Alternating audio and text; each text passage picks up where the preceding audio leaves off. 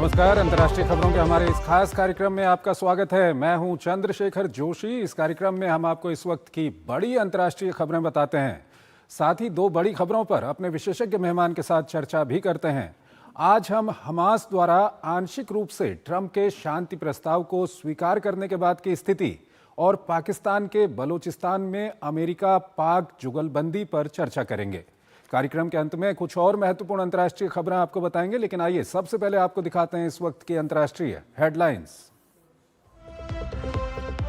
Gaza में शांति पर Cairo में महाबैठक। अमेरिकी राष्ट्रपति की सभी पक्षों से तेजी से आगे बढ़ने की अपील। कहा 1 हफ्ते में पूरा हो पहला चरण। नेतन्याहू ने बंधकों की जल्द रिहाई की जताई उम्मीद। फ्रांस में राजनीतिक अस्थिरता का दौर जारी। 1 साल के अंदर 4 पीएम ने दिया इस्तीफा। मंत्रिमंडल को लेकर विपक्षी दलों के निशाने पर थे लोकार्नो। नेशनल रैली का असेंबली को भंग कर चुनाव कराने की मांग।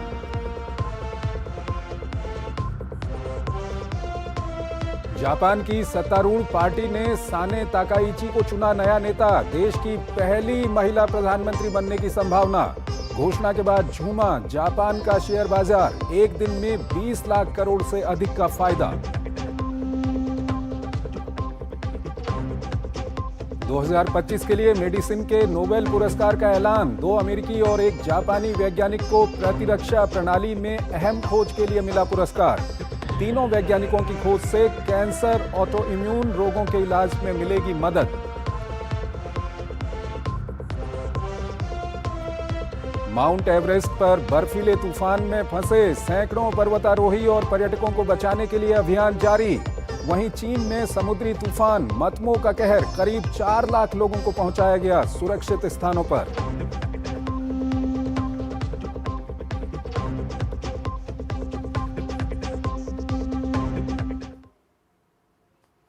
और आइए पहली खबर की ओर आपको लिए चलते हैं। गाजा में ट्रंप के शांति प्रस्ताव को ईरान का भी साथ मिल गया है। हमास के सबसे बड़े समर्थक रहे ईरान का कहना है कि गाजा में युद्ध रोकने के किसी भी प्रस्ताव का वो समर्थन करता है। इस बीच हमास की ओर से ट्रंप के शांति प्रस्ताव को आंशिक मंजूरी के बाद मिस्र में एक महत्वपूर्ण बैठक चल रही है। सबकी नजरें इस बात पर लगी हुई हैं कि अमेरिकी राष्ट्रपति ट्रंप को इजराइल और हमास दोनों का साथ मिलने के बाद अब कब गाजा में शांति की शुरुआत होगी। एक खास रिपोर्ट देखिए, फिर इस पर अपने विशेषज्ञ मेहमान के साथ हम चर्चा करेंगे।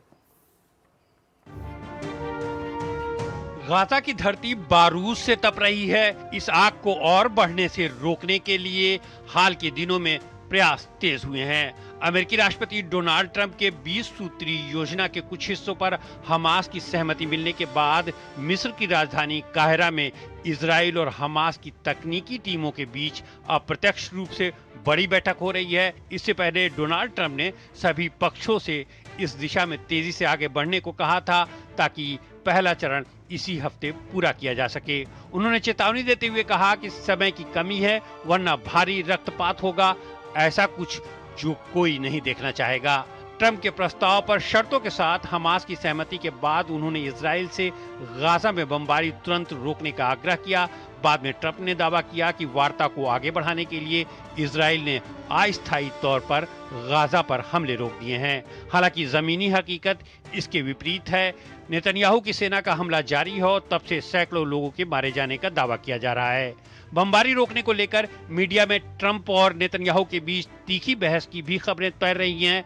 बताया जा रहा है कि समझौते को लेकर हमास के रुख पर नेतन्याहू द्वारा संतुष्टि नहीं जताने पर ट्रंप भड़क गए। कहा जा रहा है कि ट्रंप ने आपा खोते हुए नेतन्याहू को नेगेटिव तक बता दिया। हमास ने इजरायली सेना के गाजा से बाहर चले जाने के शर्तों पर बंधकों को रिहा करने का भरोसा दिया है, जबकि नेतन्याहू बार बार कह रहे हैं कि इजरायली सेना हर हाल में गाजा में बनी रहेगी। साथ ही हमास ने हथियार डालने और राजनीति छोड़ने के प्रावधानों पर फिर से विचार विमर्श करने की बात कही है। ऐसी स्थिति में नेतन्याहू हमास को कोई रियायत देने के मूड में नहीं दिखाई दे रहे हैं, जबकि ट्रंप इसे आगे बढ़ने के अवसर के तौर पर देख रहे हैं। उनका मानना है कि इसे नजरअंदाज नहीं किया जाना चाहिए और इजराइल को बमबारी रोक देनी चाहिए। साथ ही ट्रंप ने हमास को धमकी भी दी है कि अगर वो नहीं मानता है तो गाजा में खून की नदियां बह जाएंगी। उधर नेतन्याहू ने अगले कुछ ही दिनों में बंधकों की रिहाई की उम्मीद जताई है। इस बीच वार्ता के मेजबान देश मिस्र के राष्ट्रपति अब्देल फतेह अल सीसी ने ट्रंप के गाजा प्लान की प्रशंसा करते हुए कहा कि ये क्षेत्र में स्थिरता की दिशा में एक नई शुरुआत साबित हो सकता है। दिलचस्प बात यह है कि ईरान ने भी ट्रंप प्लान के समर्थन के संकेत दिए हैं। ईरान के विदेश मंत्रालय ने योजना के कई प्रावधानों को बेहद खतरनाक बताते हुए अंतिम निर्णय गाजा की जनता द्वारा लिए जाने का आह्वान किया है। भले ही ट्रंप को उम्मीद दिखाई दे रही हो, लेकिन उनके विदेश मंत्री मार्को रूबियो को कई मुद्दों को लेकर गहरी शंकाएं हैं। और इस मामले पर चर्चा के लिए हमारे साथ जुड़ रहे हैं अतुल अनेजा, विदेशी मामलों के जानकार हैं, उनसे हम बातचीत करेंगे। अतुल जी, बहुत बहुत स्वागत है आपका हमारे इस कार्यक्रम में। अतुल जी, जो प्रेसिडेंट ट्रंप का पीस प्लान है उसको भारी समर्थन मिल रहा है, और व्हाट नेक्स्ट? कब तक ये जो वहां पर संघर्ष है ये रुकेगा? देखिए चंद्रशेखर जी, कि अब पीस प्लान को जो ईरान की भी एक तरह से मंजूरी मिल गई है, तो अब कोई मुझे ऑल्टरनेटिव नहीं लगता कि इससे स्थिति बिगड़ेगी। मतलब कि ये यहाँ पर अब एक ये सीज फायर ही नहीं, लेकिन एक ड्यूरेबल पीस की दिशा में एक कदम हम अब उम्मीद कर सकते हैं उसकी। क्योंकि किसी भी अब जो एंटेगनिस्ट हैं, जैसे हमास के पास कोई विकल्प नहीं बचा है। उसके पहले ही जो सपोर्टर कतर में होते थे, या हुतीज थे, या हिजबुल्लाह थे, अब कोई भी, या ईरानियंस थे, अब कोई भी सपोर्ट करने के लिए तैयार नहीं है, मतलब उसको आगे बढ़ाने के लिए। तो हमास के पास इस कॉर्नर, उसको कोई, उसके पास ऑल्टरनेटिव नहीं है हमास को। और अभी जो बातचीत, अगर काहिरा की हम जो बातचीत की बात करें, तो कौन कौन से ऐसे मुद्दे हैं जिन पर दोनों पक्षों के बीच में कुछ पेंच फंस सकते हैं, परेशानियां आ सकती है, जिनमें बीच का रास्ता निकालने की जरूरत होगी? देखिए, एक सबसे बड़ी समस्या तो ये है कि हमास का क्या रोल रहेगा आगे की डिस्पेंसेशन में, वो एक बहुत बड़ा मुद्दा है। क्योंकि इजराइल का कहना है कि हमास का कोई रोल नहीं हो सकता, क्योंकि वो टेररिस्ट एक्ट किया था अक्टूबर 7 को, और 1500 इजरायलीज को मारा था। उसके बाद हमास का गवर्नेंस में कोई रोल नहीं है। ये एक बात इजराइल बिल्कुल अड़ा रहेगा, और मुझे नहीं लगता कि अब, और हमास को ये बात अगर नहीं मानी तो एक ये मुद्दा, पेचीदा मुद्दा है कि क्या हमास एग्री करेगा जीरो इंटरवेंशन इन गवर्नेंस, मतलब ये फॉर्मुलेशन एक्सेप्ट करेगा कि नहीं करेगा। तो ये एक इम्पॉर्टेंट है। और फिर चंद्रशेखर जी, आगे चल के क्या, अभी की बात तो हो गई, उसके बाद टू स्टेट सॉल्यूशन, क्या इजराइल अब टू स्टेट सॉल्यूशन मानेगा?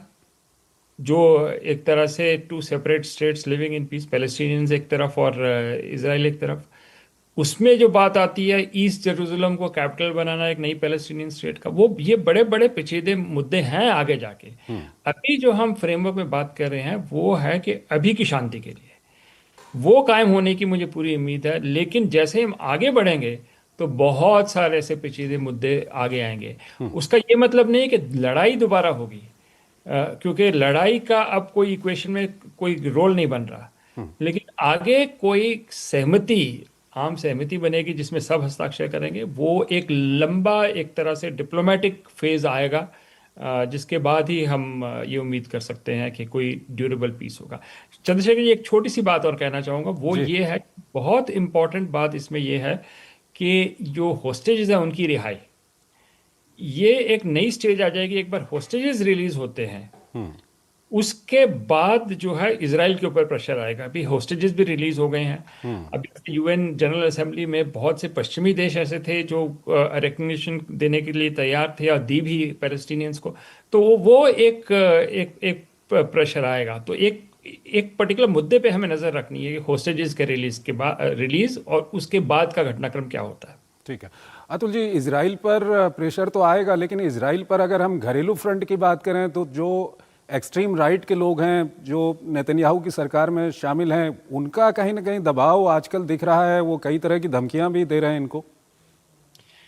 देखिए, जो अल्ट्रा राइट की आप बात कर रहे हैं, उसके पास क्या विकल्प है अगर नेतन्याहू ना रहे तो गद्दी में?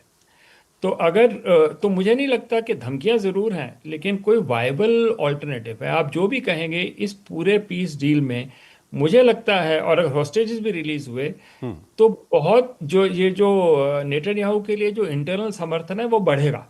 बिल्कुल। एक तरह से पॉपुलर अपील बढ़ेगी और कोई विकल्प नहीं है। तो मुझे लगता है कि ये जो धमकियां आ रही है अल्ट्रा राइट से, ये पहले ज्यादा रेलेवेंट थी। आज जैसे स्थिति बदल रही है और हम एक मतलब ऑलमोस्ट इजराइल की टर्म्स पे पीस डील हो रही है, तो मुझे नहीं लगता कि नेतन्याहू को अल्ट्रा राइट से कोई खतरा है। ठीक है, अतुल जी हमारे साथ बने रहिएगा। एक और महत्वपूर्ण खबर है, उस पर अभी हम आपसे बातचीत करेंगे, लेकिन यहाँ पर हमको एक छोटा सा ब्रेक लेना है। एक छोटा सा ब्रेक लेते हैं।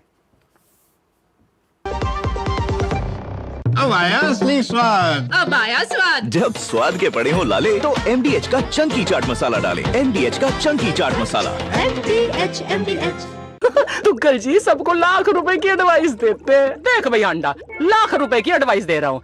होम इंश्योरेंस नहीं तो घर प्रवेश नहीं। कोई आग लग जावे, चोरी हो जाए तो नुकसान इंश्योरेंस कवर करेगा ना यार। बात तो सही कर रहा है यार। आज तो डुग्गू ने करोड़ों की एडवाइस दे दी। अच्छा किया इंश्योरेंस लिया। जब धरती चीर कर निकलता है लोहे का पत्थर और मिलता है मोंगिया के जोश से, फिर तपता है, पिघलता है और बनता है फौलाद। अब होता है सरिया सारी खूबियों के साथ। मोंगिया स्टील, मजबूत देश का मजबूत सरिया। गोल्डी छोले मसाले, जहाँ जाए रिश्ते बनाए। गोल्डी लाए हैं फ्रेश लॉक टेक्नोलॉजी, जो रखे मसालों को हर समय फ्रेश।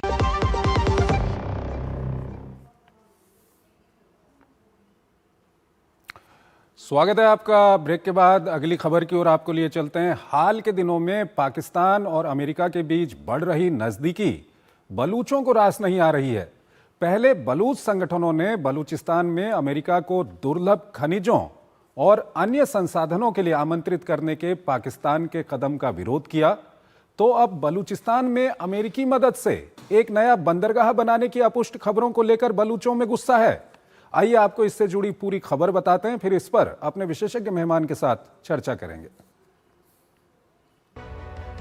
बरसों से अमेरिकी तुष्टीकरण से उपेक्षित पाकिस्तान को क्षेत्र के हालात ने ऐसा मौका दिया कि उसके दुरुपयोग पर अब उतारू हो गया है।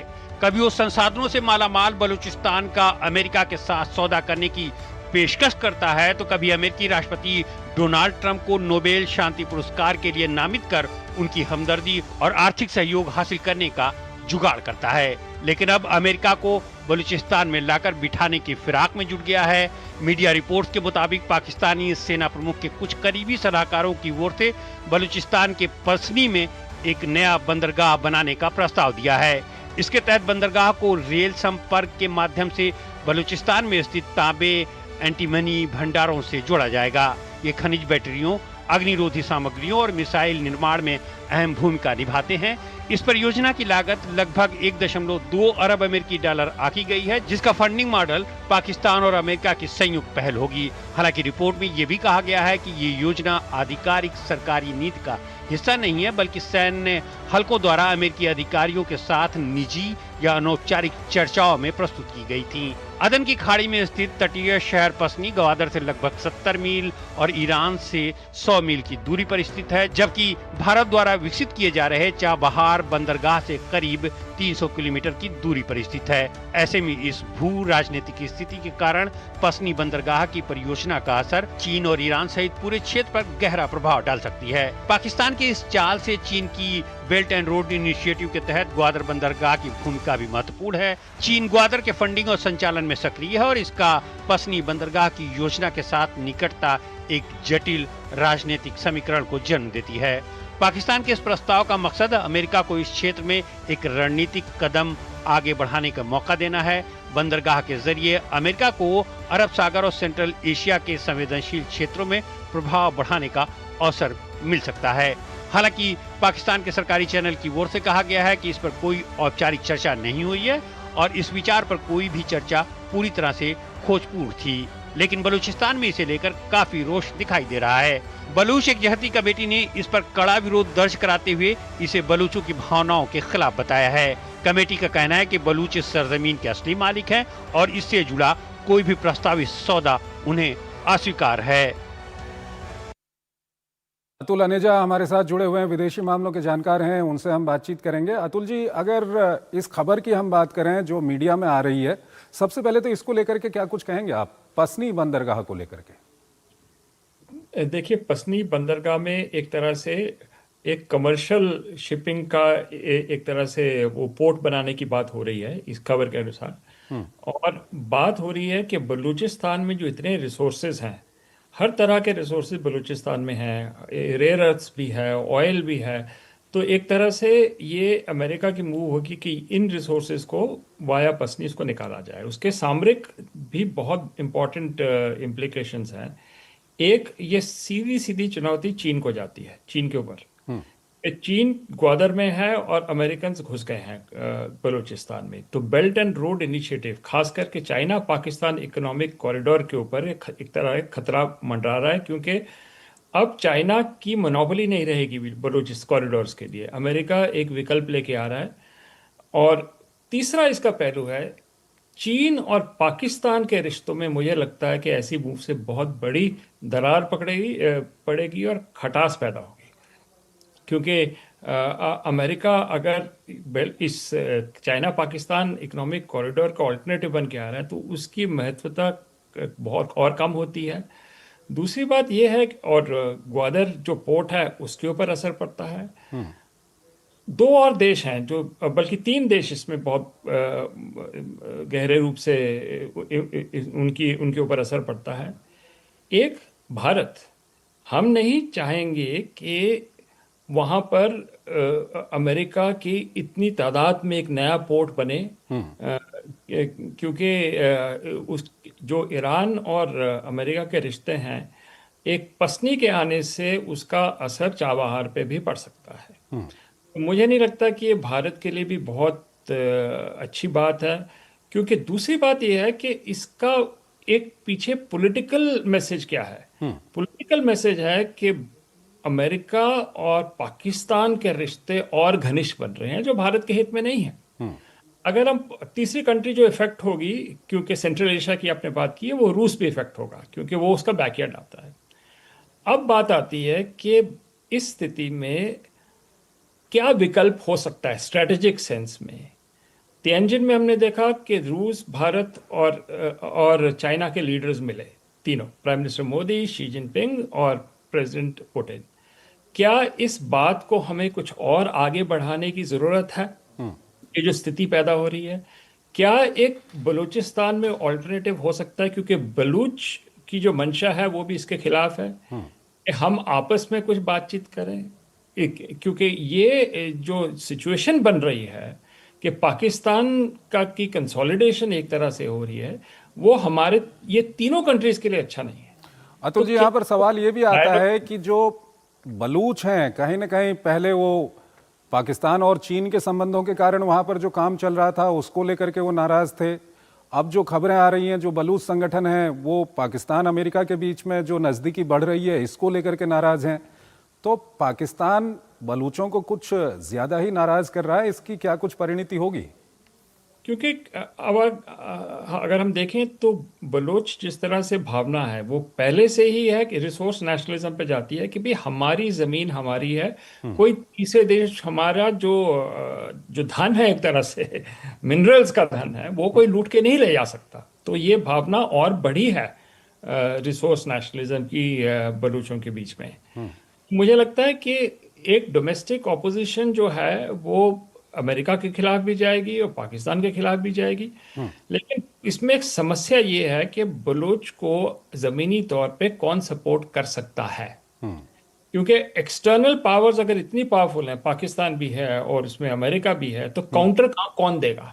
बलूच को कौन सपोर्ट करेगा कि वो एक तरह से चुनौती दे सकें कि ये जो घटनाक्रम चल रहा है उसके खिलाफ जमीनी तौर पे कुछ उसको काउंटर कर सकें। तो मुझे लगता है वो एक गैप है। ज्योग्राफी में देखें, अगर अब नक्शा देखें तो सबसे करीबी जो नेबरिंग कंट्री है वो ईरान है, लेकिन मुझे नहीं लगता कि ईरान इस स्थिति में है कि बलूच को इस तरह की सपोर्ट दे सके।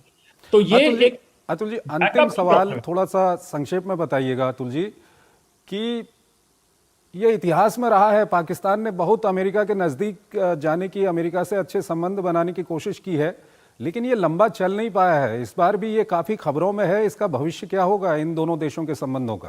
अब भविष्य में तो इसका कोई बहुत बड़ा फ्यूचर है ही नहीं, क्योंकि अमेरिका भी, आज का अमेरिका, ये कोई 1991 का यूनिपोलर वर्ल्ड का मालिक एक तरह से नहीं है। अमेरिका भी कमजोर पड़ा है, चीन आ गया है, मल्टीपोलर वर्ल्ड में हम आ गए हैं, रूस आ गया है। तो मुझे लगता है कि अब उसका जो विकल्प है वो भी आना शुरू होगा। मुझे नहीं लगता कि ये लास्टिंग इक्वेशन बनेगी। फाइनली जो अंदरूनी स्थिति है पाकिस्तान में, इमरान खान के सपोर्टर्स वगैरह वो नहीं चाहेंगे कि एक बार फिर अमेरिकन की तरफ जाए। तो मुझे नहीं लगता कि ऑन पेपर तो लगता है ये घनिष्ठ संबंध हो रहे हैं, लेकिन जो आपका सवाल था, मुझे नहीं लगता कि ये लंबा चलेगा। ठीक है अतुल जी, बहुत बहुत शुक्रिया आपका। आप हमारे इस कार्यक्रम में जुड़े और दोनों ही महत्वपूर्ण विषयों पर आपने अपना महत्वपूर्ण विश्लेषण हमारे दर्शकों के सामने रखा। और एक छोटा सा ब्रेक लेते हैं। ब्रेक के उस पार आज की कुछ और महत्वपूर्ण अंतर्राष्ट्रीय खबरें आपको बताएंगे। MDH का किचन किंग किचन में हो तो हम सब कुछ बना सकते हैं। बैंगन का भरता, आलू गोभी, भिंडी मसाला और भी बहुत कुछ। MDH मेरी पसंद, मेरी पसंद, मेरी पसंद, मेरी पसंद, हमारी पसंद, हम सबकी पसंद। मजबूत देश का मजबूत सरिया मोंगिया स्टील। अपन को रोज बिस्किट खिलाने वाली मेरी आंटी का जब हड्डी टूटा, हॉस्पिटल से आके पता फर्स्ट थिंग वो क्या बोला? अपन को सब कहता था हर साल हेल्थ इंश्योरेंस पे काय को पैसा उड़ाता है। अब देख 2.5 लाख का क्लेम पास हुआ है मैन। अच्छा किया इंश्योरेंस लिया। MDH की सरका हो बहाना, कश्मीरी पुलाव या हो बिरयानी खाना, केसरी चाय दूध, रसमलाई, केसरी लड्डू, हलवा याद आना, यही तो है MDH केसर का बहाना। MDH शुद्ध केसर, खुशबू ऐसी जो दिल जीत ले। MDH स्वागत है आपका। ब्रेक के बाद अंतर्राष्ट्रीय खबरों के हमारे इस कार्यक्रम को हम यहीं पर समाप्त करते हैं, लेकिन जाते जाते आपको छोड़ जाते हैं आज की कुछ और महत्वपूर्ण अंतर्राष्ट्रीय खबरों के साथ। आप इन खबरों को देखिए और हमारी पूरी टीम को इजाजत दीजिए। नमस्कार।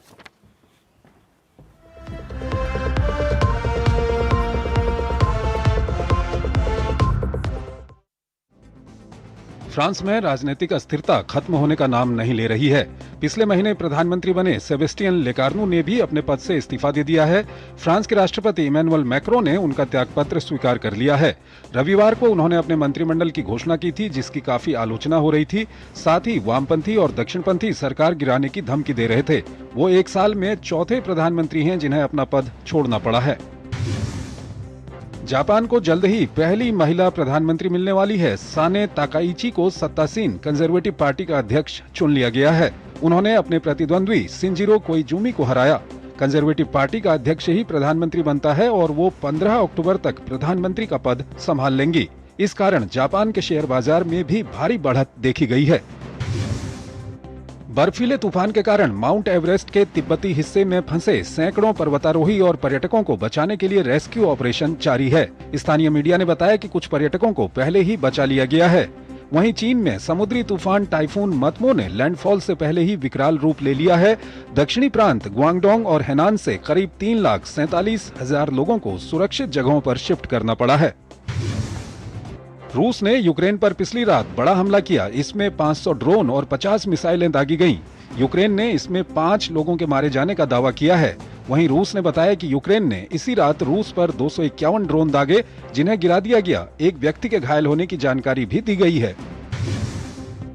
ईरान के विदेश मंत्री अब्बास अराक्ची ने कहा है कि पश्चिमी देशों द्वारा ईरान पर अंतर्राष्ट्रीय प्रतिबंधों को फिर से लागू करने के बाद संयुक्त राष्ट्र परमाणु निगरानी संस्था IAEA के साथ हुआ काहिरा समझौता अब प्रासंगिक नहीं है।